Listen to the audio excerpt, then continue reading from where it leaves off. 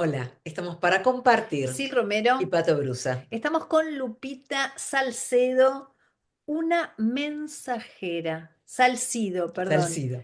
una mensajera del cielo en la tierra. Y hace tiempo teníamos ganas de tener este encuentro contigo, Lupita, para hablar muchísimas cosas desde Cristo, antes, después, Oh, ahora. Te agradecemos mucho estar en nuestro canal. Ay, bueno, muchas gracias a las dos. Es un honor para mí estar aquí. Permítanme, por favor, saludar sus rostros y sus corazones. Gracias. Y bueno, arrancando este año, es un honor estar en este espacio. Muchas gracias. gracias, Lupita.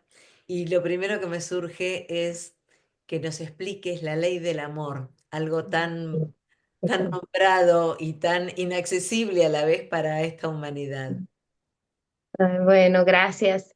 A lo largo de mi camino, como yo creo el camino de tantas personas, ¿verdad? Que estamos buscando constantemente ir a esos espacios de mayor neutralidad, de mayor pureza, de mayor conciencia, ¿no? Entonces, en este camino que yo emprendí, pues ya realmente creo que empecé muy jovencita, los golpes de la vida que a muchos nos hacen despertar, ¿verdad? Las situaciones fuertes y los momentos difíciles de la vida, que para mí pues empezaron desde el vientre de mi mamá, imagínense, ¿no? Desde ahí fue el desafío de poder llegar a este mundo tras un embarazo no planeado, una tentativa de aborto y demás. Entonces, desde muy chiquita, desde muy pequeñita,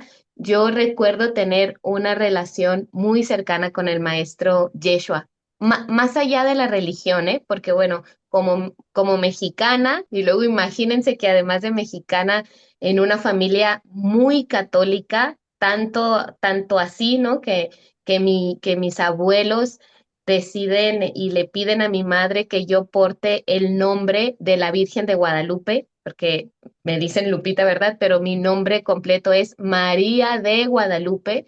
Entonces, si bien es cierto, sí siempre tuve la influencia de la religión católica, pero aún así, aunque nos llevaban a misa los domingos y los miércoles a ofrendar flores a la Virgen María, aún así había algo que yo ahora de adulta comprendo, ¿verdad? Porque pues de niña yo creía que así éramos todos o que así funcionaba el tema de la relación con Dios. Entonces yo recuerdo que muy chiquita, pero de veras muy pequeñita, yo creo que 5 o 6 años, yo me despertaba en la noche de madrugada y me ponía a hablar con Jesús, pero yo realmente lo escuchaba dentro de mí. O sea, yo no era un monólogo, sino que era una conversación con él.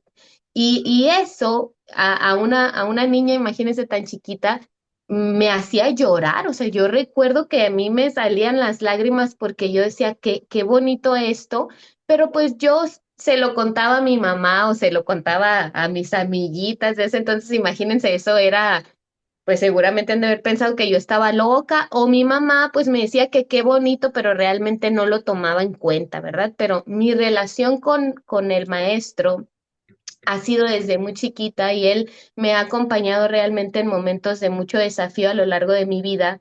Y en estos últimos años, en donde yo he tratado como de ir puliendo mi canal, ¿no? Es como esta parte de ir viendo, pues, qué estamos haciendo aquí, cuál es esta misión, esas preguntas existenciales que yo creo que la mayoría nos hemos hecho en algún momento y para mí ha sido siempre muy significativo porque el maestro y unos años atrás María Magdalena, Sara, ¿no? Lo que es la familia crística, han estado muy presentes en mi camino, ¿no? Y en este final de año, en este solsticio de invierno, el maestro entrega ese mensaje, ¿no? La ley del amor. ¿Qué es la ley del amor? Y para mí fue un mensaje realmente muy preciso, sobre todo para este momento en la humanidad que estamos transitando por tantas cosas. Y básicamente él me dice, la ley del amor es poder verlo todo a través de los ojos del Cristo.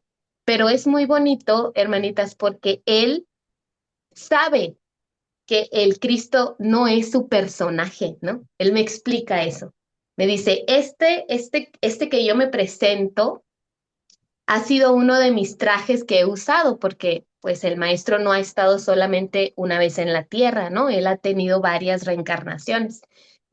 Este es el que tú conoces, ¿no? Con el que quizás sientes más afinidad vibratoria, pero en realidad el estado crístico no es este personaje, es un estado de conciencia, ¿no? Y es un estado de conciencia que él dejó habilitado, al cual todos podemos acceder tras hacer, ¿no? Ciertos, porque aquí todo es por merecimiento, ¿no? Entonces es como el alma va despertando y va mereciendo estos como saltitos de gradientes o de vibración, ¿no?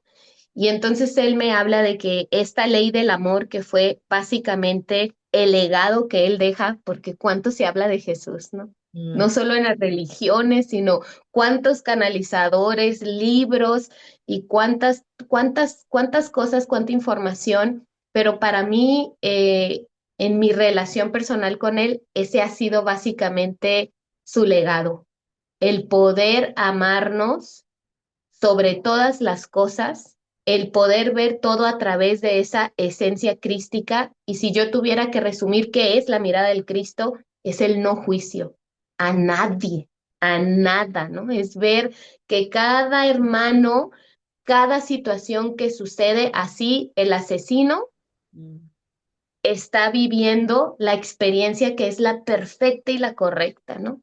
El político corrupto, al que le juzgo como no despierto, porque también eso, ¿verdad? O al que ya está despierto, pero que está hablando de conspiraciones, de esto. Él está jugando cada uno el papel que tiene que jugar.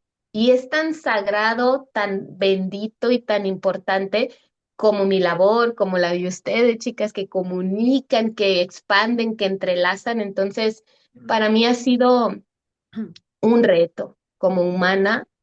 Poder ver todo a través de los ojos del Cristo es algo que no está hecho, es algo que trato de ir haciendo en el cotidiano. Imagínense como mamá de dos pequeñitos, ay, que tiró la leche, ¿no? Que se le hizo tarde, que se le olvidó la tarea. Entonces, todas estas partes muy humanas, muy, muy humanas, es claro. ahí en donde trato de aplicar esta parte de ser la mirada del Cristo, la Lupita, ley del amor. ¿cómo activar el ADN solar, el ADN crístico? Mm. Bueno, eso es todo un proceso. Cuando yo empiezo a tener estos contactos que luego ya después uno como que va comprendiendo que eso es canalizar, ¿no? Entonces, como que al principio para mí era como, bueno, pues que no todos hablan así, ¿no? Con el maestro, ¿no? Que no esto, ya conforme fui creciendo, yo me fui dando cuenta de que no estaba permitido decir que tú escuchabas voces, ¿no? Imagínense eso. Imagínense cuando yo voy, por ejemplo, con el sacerdote con el cual a mí me llevaban desde niña, o sea, no se imaginan fue toda una situación ahí muy fuerte, porque pues realmente eso, y soy psicóloga de profesión además, ¿no? Creo que eso también tuvo mucho, implicó mucho en que yo quisiera comprender qué era lo que pasaba, porque para la psicología eso es un estado psicológico pues totalmente anormal, ¿no? Que implica un diagnóstico y que implica que incluso te vayas a una clínica psiquiátrica, ¿no? Entonces, conforme yo voy creciendo y un día le digo al padre de la iglesia que yo escucho a Jesús y que Jesús me dice cosas, el padre habla con mi mamá y después mi mamá me regaña y me dice que yo no puedo decir esas cosas. Mi mamá se daba cuenta de que realmente algo pasaba conmigo porque eran cosas como muy puntuales, ¿no? Era como decir, o sea, en algún momento llegué a decir que una persona iba a trascender y verdaderamente trascendió. o que iba a llegar alguien de visita y no esperábamos a nadie y llegaba. Entonces, como que mi mamá sí se daba cuenta que algo pasaba, pero, pero pues mi mamá tampoco sabía. O sea, no sabía qué era eso, ¿verdad? Entonces mi mamá, obviamente, en su amor y protección de madre, pues a mí me decía, tú no digas nada, o sea, y menos lo vuelvas a mencionar al padre de la iglesia porque no está bien, ¿verdad? Luego va a querer hacerte un exorcismo o en alguna situación fuerte. Entonces, realmente yo fui comprendiendo ya mucho más adulta, como que bloqueé esa parte por un tiempo y tuve una niñez y una adolescencia muy normal. Y no fue sino hasta ya en mi adultez temprana cuando a mí me sucede que otra vez, ya estudiando psicología, imagínense, ¿no? Que a mí me vuelve a pasar que se abre ese canal y es ahí cuando yo empiezo a indagar por fuera de la carrera de psicología, empiezo a involucrarme mucho con los temas holísticos y empiezo a ver, porque yo decía, es que esto que escucho no soy yo, o sea, yo no pienso así, yo Claro. no uso esas palabras, yo no he leído libros que me digan esta información, entonces yo necesito saber qué es esto, ¿no? Entonces, eso tiene que ver con el ADN crístico y tiene que ver con esas capacidades por fuera de la ciencia que no están aceptadas, digamos, por el gremio científico, ni mucho menos psiquiátrico, psicológico, pero que tiene que ver con una innata conexión, porque la tenemos todos, o sea, además eso es bien importante, ¿verdad? El decir, pues acá toda la humanidad encarnada en superficie, portamos el mismo ADN y por lo tanto tenemos la misma capacidad de ser conductos que transmiten información de otros planos dimensionales. Entonces, en la medida en la que yo entiendo eso, porque al principio me daba temor, chicas, esa es la verdad, era decir, como esto que estoy escuchando, bueno, que porque así como hay vibraciones positivas, no las hay, cómo indago, cómo sé que estoy canalizando temas de luz y demás. Entonces, bueno, ahí es todo un viaje de también varios años por un montón de cosas, ¿no? Chamanismo, registros akáshicos, terapia con ángeles, un montón de cosas que creo que pues a veces, quizás ya en este momento ya no es tan necesario hacer un trayecto tan largo porque ahora hay tanta información a la mano y en aquellos años uno tenía que ir y era de Sí. boca a oído, era solamente de esa manera, ¿no? Entonces, para mí el ADN crístico es toda esa información, esa data que está en nuestro ADN y que va despertando, se va activando en la medida en la que nosotros hacemos preguntas correctas, ¿no? Como quién soy, para qué estoy aquí, cuál es mi misión, Mm. qué tengo que purificar, mm, limpiar, trascender para poder acceder a un estado de conciencia mayor. Entonces, todo empieza, el maestro siempre me lo dice así, con un solo paso y el paso siempre es hacia adentro. Eso nadie lo puede hacer por ti, ¿no? Tú puedes, no sé, pueden estarlas escuchando todo el día y a Sí. diferentes canalizadores, entrevistadores, pero si eso no surge como un impulso del alma, de saberse en un nivel más profundo, bueno, no pasa ninguna activación, aunque tú vayas a algún taller y te pongan las manos y te digan y te hagan y te lo que sea, si eso no parte del impulso del alma, pues no sucede, ¿no? Pero el ADN va activándose de esa manera, en la medida en la que yo voy acrecentando como ese impulso natural del corazón de saber para qué estoy aquí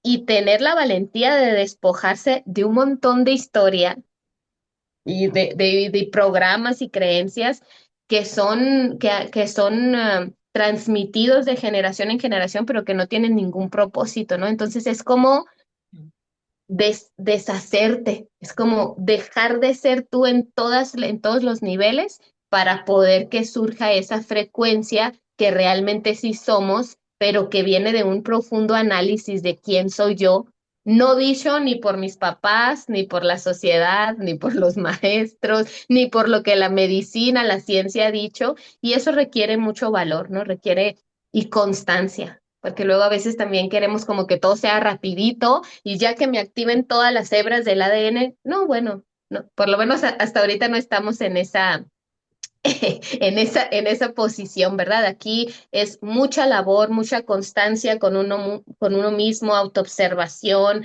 estar observando qué como desde todos los niveles, ¿no?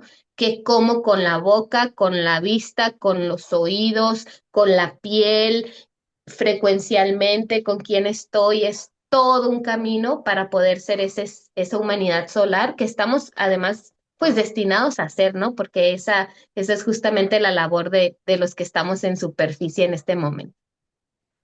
Lupita, es hermoso escucharte hablar y lo valiente Sí, que has sido, ¿no? Desde pequeña, sí, con, Mm. con todas estas creencias que se ponen alrededor, que no debe ser casual que naciste donde naciste y que tuviste la instrucción que tuviste.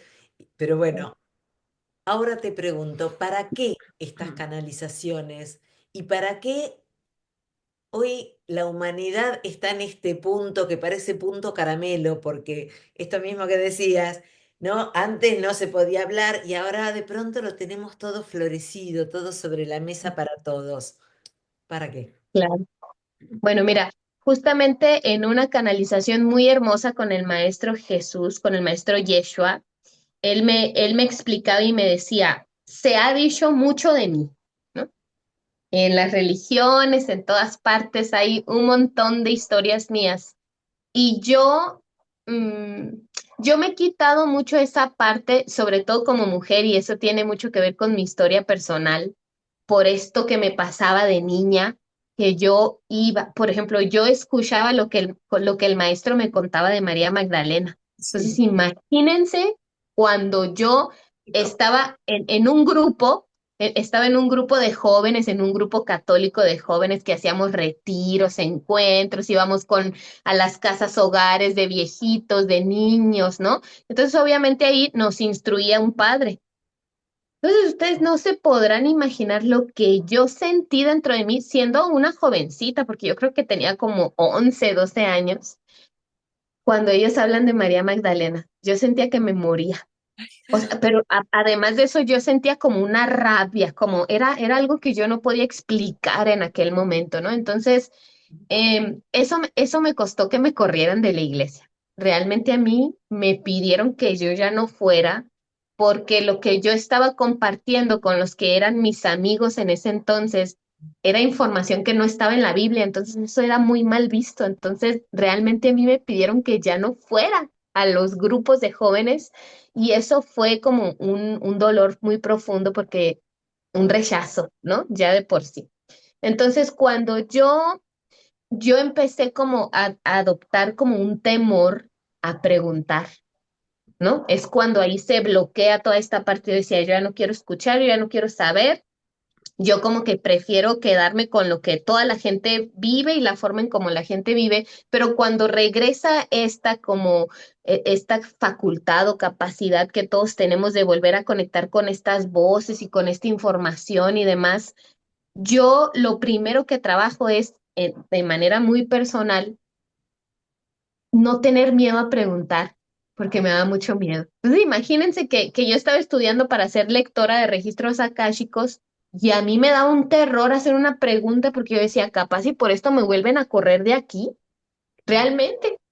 Y ya había acumulado que me corrieron de la Iglesia Católica y unos años después, buscando yo el tema de la espiritualidad, también empiezo a ir a la religión cristiana, a iglesias cristianas y también de la iglesia cristiana me dicen que ya no vaya, porque realmente es que era algo, no sé cómo explicarlo, o sea, era algo que yo no podía, o sea, yo decía, es que esto no es así. No es así como lo cuentan, ¿verdad? Entonces, pero yo no lo hacía irrespetuoso, o sea, yo solamente hacía preguntas que realmente estaban en mi interior, pues que yo quería saber como si ellos sabían algo de eso que yo escuchaba.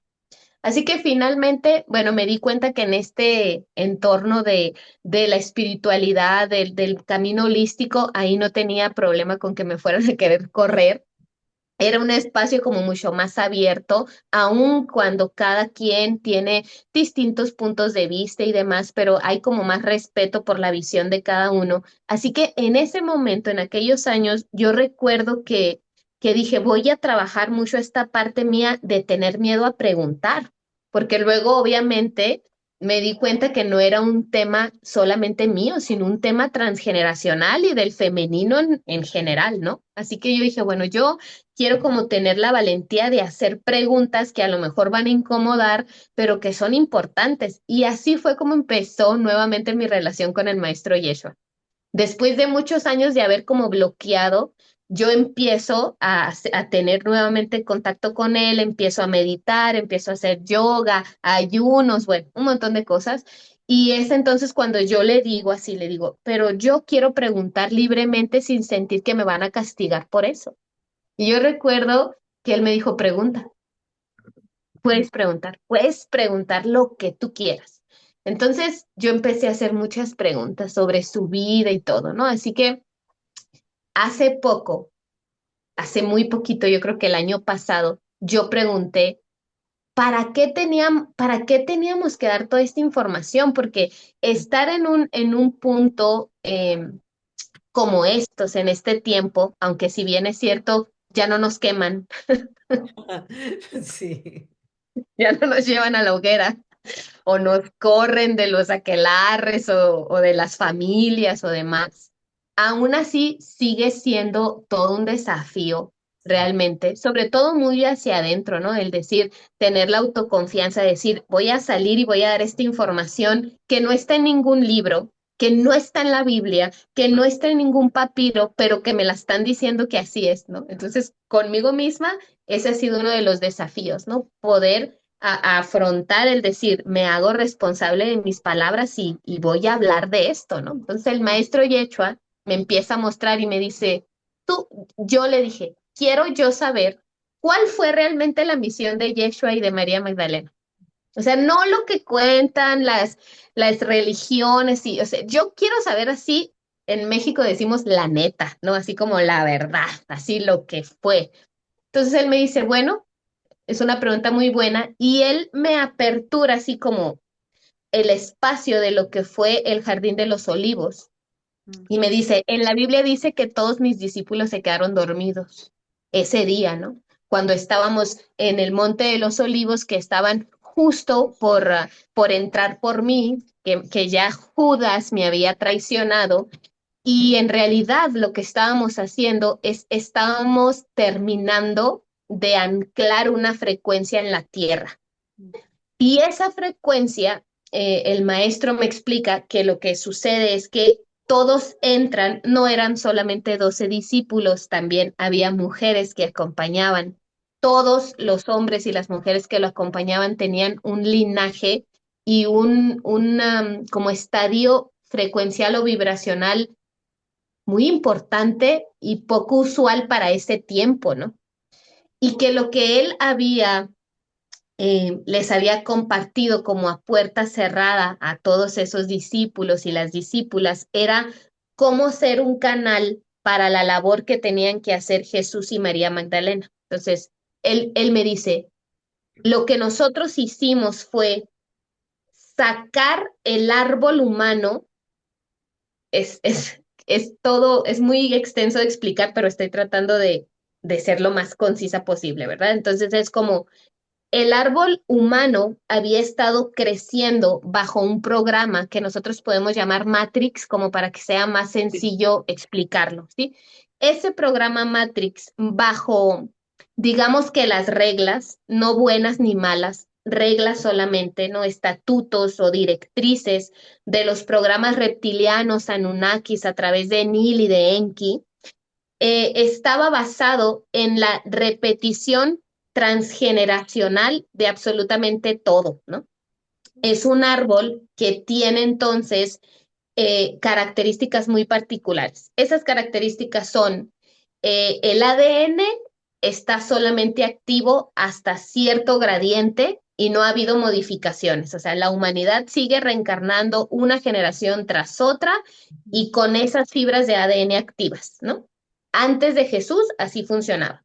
El ADN está dormido, la frecuencia vibratoria de la humanidad parece no despuntar y esto es debido a que el programa Matrix o la malla que ponen no solamente sobre la Tierra, sino sobre todo sobre el humano, es que cada 7 generaciones todo se repite, ¿no? Entonces esto es, yo repito los traumas y los problemas de mi abuela, de mi mamá, de mi bisabuela, 7 generaciones arriba de mí. No importa si yo haya ni siquiera conocido la historia de esas bisabuelas y tatarabuelas, ¿no? Todo se repite. Lo que no se resuelve, ¿no? Y es la Ah, famosa regla de 3 en las constelaciones familiares, ¿no? Lo que vive la primera generación, la segunda lo lleva en el cuerpo y la tercera lo repite así por 7 generaciones. Entonces, el maestro Yeshua me dice, de esa manera, nunca iba a poder ver un despertar conciencial real. Así claro. que lo que hicimos nosotros realmente en el Monte de los Olivos fue cambiar ese árbol. Sacamos ese árbol de esa malla. Cuando él habla de árbol, habla de la humanidad, del ADN de la humanidad. O sea, lo que hicieron él y María Magdalena fue procrear, tener hijos Mm. con sexo tántrico, ¿no? Que el sexo tántrico es un ritual, por así decirlo, en donde 2 almas se compaginan en un nivel tan importante que entonces lo que se coincida ahí es un legado, ¿no? Entonces, Sara, que fue la primogénita de Yeshua y de María Magdalena, encarna, ¿no? O llega a este plano ya con la transformación frecuencial que hicieron de esas ataduras de ese antiguo árbol, ¿no?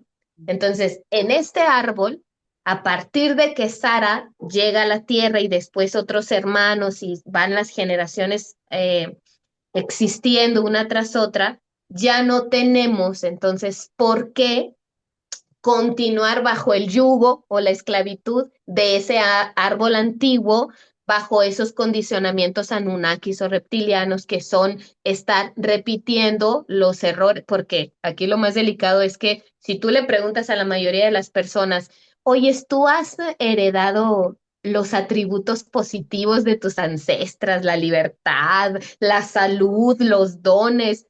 Pues casi nadie te habla de que sí. Pero si son enfermedades, maldiciones, accidentes, tragedias, todo eso sí pareciera que tenía una facilidad de reproducirse y de transferirse de una generación a otra, ¿no? Así que para mí esa fue la respuesta, fue contundente para mí porque yo empecé a modificar un montón de cosas, a entender un montón de cosas, pero el para qué son esas transmisiones que el maestro Yeshua hace en ese tiempo, en este tiempo, es para eso. Yo siento que estamos en ese momento en el que podemos ser soberanos de nosotros mismos, dejar de tener pactos, convenios, tratos, juramentos y demás con entidades que, está bien, por algún momento estuvieron, digamos que bajo el control o el dominio de esta humanidad, pero creo que en este momento es justamente para eso, ¿no? Para que nos demos cuenta lo que hace más de 2000 años se hizo y que ahora podemos tener totalmente la soberanía de decir, corto con eso, me saco de esa,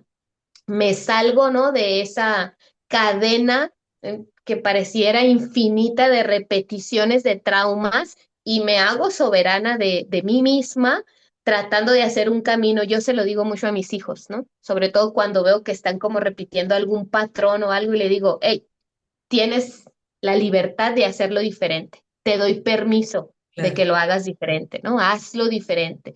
Y creo que eso para mí es el porqué. Son todas estas transmisiones y todo esto que pues algunos estamos realizando a nivel conciencial en este momento acá en la Tierra. Lupita, hemos aprendido todo distorsionado. La Ujú. vida de Jesús a la tierra. Algunos dicen que también el tiempo en el que vino, cómo vino, su madre, su padre, su vida, Ojo. su muerte, o sea, todo, ¿no? Y da para, te vamos a volver a invitar porque es un camino a transitar con vos por toda la información esta que tenés. Pero si tuvieras que decirme algo en este momento o alguna canalización, yo tampoco sé de qué modo canalizás, es la primera entrevista que hacemos. ¿Qué es lo más importante que, que nosotros debemos saber de todo esto que fue tan manipulado, tan torcido, ¿cuál sería de él, de su linaje, de su presencia aquí? ¿Cuál sería el mensaje más potente para dar de Creo revelación? que, creo que lo más potente es, y que tiene que ver con el mismo engaño, ¿no? De seguir perpetuando la divinidad fuera de nosotros. Y creo que de todas las mentiras que se han hablado sobre Yeshua, todas, sí, no murió en la cruz, no nació en diciembre, no, no, bueno, es que son un montón de cosas, ¿verdad? Pero las, quizás de las más importantes y de las que más controversia, chicas, no se imaginan la cantidad de mensajes que yo recibo de ataque muy frontal cuando yo hablo de estas cosas. Es impresionante, ¿no? Hace poco, en otra entrevista, yo dije, Jesús no ha sido el único Cristo. Y lo asumo, ¿eh? Me hago responsable de mis palabras. Y si yo creo que Jesús es el único Cristo que ha pisado la tierra, con mucho respeto lo digo, pero también con mucha soberanía, soy una ignorante. Y esa es la realidad, porque no ha sido el único ser crístico, es lo que mencionábamos al principio, ¿no? El Cristo es un estado de conciencia como lo fue Buda, ¿no? Entonces, creo que esto que preguntaban era la peor de todas las cosas que nos ha dicho la religión y es que va a regresar. Aquí no regresa nadie. Y no regresa porque si regresara, quizás capaz si lo volviéramos a crucificar o ahora sí lo haríamos de esa manera. O sea, no hay un Jesús, no hay una María Magdalena, no hay para mí una Sara encarnada. Eso también me ha costado muchas críticas y me ha costado pues muchas críticas, ¿verdad? Y esto no quiere decir que esto sea la verdad absoluta. Esta es la forma en como yo percibo y como yo recibo la información y la creo, o sea, la creo y me hace como me trae una certeza y digo, tiene una congruencia esto, ¿sí? O sea, ¿para qué vendría Jesús nuevamente? ¿Para qué vendría o para qué estaría aquí María Magdalena, Sara, tantos otros encarnados, ¿no? O sea, aquí a nadie le gusta limpiar el baño. A todo el mundo le gusta ser el rey y la reina y Isis y no sé, pero a nadie le gusta ser el asesino, el ladrón, el malo de la historia y la realidad es que si estamos aquí es porque hemos jugado esos papeles sobre todo y no hemos alcanzado ese estado de cristalización del ser. Entonces, de todas las cosas que se han hablado de Jesús, creo que la mentira de que Él va a regresar, de que va a regresar un Salvador, ¿no? Acá en México hablamos de el regreso de Quetzalcóatl, ¿no? Quetzalcóatl fue un ser crístico, igual que Jesús, y con una historia bien similar, ¿no?